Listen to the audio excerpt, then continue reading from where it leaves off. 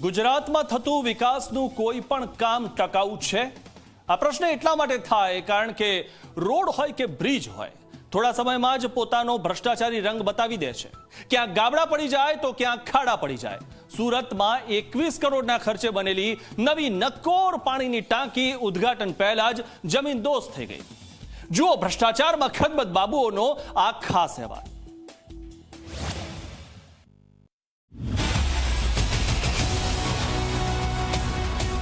કમલમ કરોડો રૂપિયાના ખર્ચે બને, પણ જાહેર જનતા માટેની શાળાનું બાંધકામ હોય, ટાંકીનું બાંધકામ હોય કે પછી પુલનું બાંધકામ હોય, એ કેટલા નિમ્ન કક્ષાના નબળા બને છે એનો વધુ એક વખત આ ખુલાસો.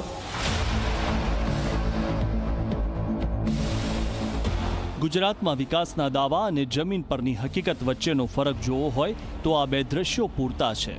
પહેલું દ્રશ્ય 70 વર્ષ પહેલી મજબૂત ટાંકીનું છે, જ્યારે બીજું દ્રશ્ય થોડાક દિવસો પહેલા 21 કરોડના ખર્ચે બનેલી ભ્રષ્ટાચારથી ખદબદ તૂટી પડેલી ટાંકીનું છે. સુરત જિલ્લામાં ફરી એકવાર ભ્રષ્ટાચારનો મોટો નમૂનો હોય તે પ્રકારેનો કિસ્સો સામે આવ્યો છે. હાલ હું આપને જે દ્રશ્યો બતાવી રહ્યો છું એ અરેજ તાલુકાના તરકેશ્વર ગામની સીમમાં બનાવવામાં આવેલ વિશાળકાય જે પાણીનો ટાંકો છે તે ધ્વસ્ત થઈ ચૂક્યો છે. જે યોજના હેઠળ બનાવવામાં આવ્યો હતો, કરોડો રૂપિયાના ખર્ચે આ પાણીનો ટાંકો છે તે બનાવવામાં આવ્યો છે. સાથે જ 17 લાખની ક્ષમતાવાળો જે સંપૂર્ણ પાણીનું એકત્રીકરણ માટે રાખવામાં આવ્યો હતો. 9 જેટલા ગામોને પાણી મળી રહે તે માટે શરૂ કરવા જઈ રહ્યા હતા. હજુ તો લોકોને આ યોજના હેઠળ પાણી મળે તે પહેલાં જ આ પાણીનો ટાંકો છે તે ધ્વસ્ત થઈ ચૂક્યો છે. અમદાવાદના સાળંગપુર વિસ્તારમાં 70 વર્ષ પહેલા બનેલી આ પાણીની ટાંકી જુઓ. તેને તોડવા માટે જેસીબીને તેની ઉપર ચડાવવું પડ્યું. તેમ છતાં તોડતા તોડતા તંત્રને પરસેવો વળી ગયો. આ છે તે સમયની મજબૂતી અને ઈમાનદારીનો પુરાવો. પરંતુ આજના ગુજરાતમાં શું થાય છે? જુઓ આ ધડામ થયેલી 21 કરોડની પાણીની ટાંકી. ઘર માટે પીવાનું શુદ્ધ પાણી અને વપરાશ માટે સારું પાણી મળે એ માટે અમે રાહ જોઈ રહ્યા હતા. પરંતુ આજે 3 વર્ષથી આ ટાંકીનું કામ ચાલુ હતું. આ ગાય પગલાથી પાણી આવે છે અને ટોટલ 33 ગામોને પાણી મળવાનું હતું અહીંયાથી. પણ આજે 3 વર્ષથી કામ ચાલ્યું છે, પણ એકદમ લો મટીરિયલ વાપર્યું છે અને તમે જોઈ શકો ટાંકી જમીનદોસ્ત થઈ ગઈ છે. આજે હવે તો પાણીનો ઘર સુધી પાણી પહોંચ્યું પણ નથી. સુરત જિલ્લાના તડકેશ્વર ગામમાં ગુજરાત પાણી પુરવઠા વિભાગ દ્વારા બનાવવામાં આવેલી આ નવી નક્કોર ટાંકી 11 લાખ લીટર પાણીની ક્ષમતાવાળી આ ટાંકી ઉદ્ઘાટન પહેલા જ ધડામ કરીને તૂટી પડી. પાણીનો ટેસ્ટ કરતા જ તેની મજબૂતીની પોલ ખુલી ગઈ. 3 શ્રમિકો ઇજાગ્રસ્ત થયા અને કરોડો રૂપિયા પાણીમાં વહી ગયા. આ ટાંકી આપણે ગાય પગલા પાણી પુરવઠા યોજનામાં બનાવવામાં આવેલી હતી. 9 લાખ લીટર કેપેસિટીની ક્ષમતા છે, 15 મીટરની ઊંચાઈ હતી. 21 કરોડના ટેન્ડર 21 કરોડના ખર્ચે આપણે જયંતિ સુપર એજન્સીને કામ આપવામાં આવેલું હતું.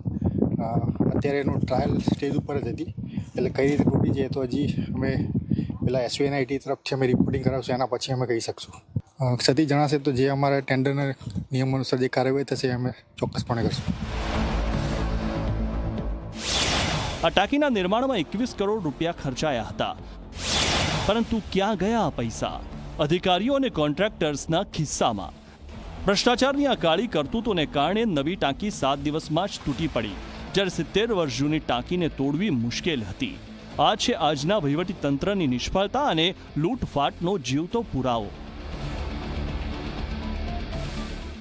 કોંગ્રેસના શાસનમાં બનેલી અમદાવાદના સાળંગપુર વિસ્તારની ટાંકીને એને 70 વર્ષ થાય અને ટાંકીને તોડીને નવી બનાવવાની જગ્યા ક્લિયર કરવા માટે કોઈ પણ પ્રકારની હેન્ડથી તૂટે નહીં, હેન્ડ ડ્રીલથી ન તૂટે, એટલે એની માટે જેસીબી ચડાવીને એને તોડવા માટેનું આખા દેશે જોયું કે કેટલું મજબૂત બાંધકામ. એક તરફ ભ્રષ્ટાચારના બેનમૂન સમાન સુરત જિલ્લામાં અરેજ ગામની ટાંકી અને બીજી બાજુ જે રીતની ટાંકી, એ ટાંકી અમદાવાદ જિલ્લામાં અમદાવાદ શહેરની અંદર ટાંકી, આ બે વચ્ચેનું અંતર છે. એક તરફ મજબૂત કામ જાહેર બાંધકામમાં સંપૂર્ણપણે ધ્યાન રાખવાનું અને બીજી બાજુ સંપૂર્ણ નિમ્ન કક્ષાનું બાંધકામ. આ દેખાડે છે કે ભાજપાના શાસનમાં કમલમ કરોડો રૂપિયાના ખર્ચે બને, પણ જાહેર જનતા માટેની શાળાનું બાંધકામ હોય કે ટાંકીનું બાંધકામ હોય કે પછી પુલનું બાંધકામ હોય, એ કેટલા નિમ્ન કક્ષાના નબળા બને છે એનો વધુ એક વખત આ ખુલાસો. ટાંકી તૂટી પડી તેની કોઈ અધિકારીને જાણ નહોતી. ઝી 24 કલાકે અહેવાલ બતાવ્યો ત્યારે જ આખું તંત્ર દોડતું થયું. આ છે ભ્રષ્ટ તંત્રની નગ્ન હકીકત.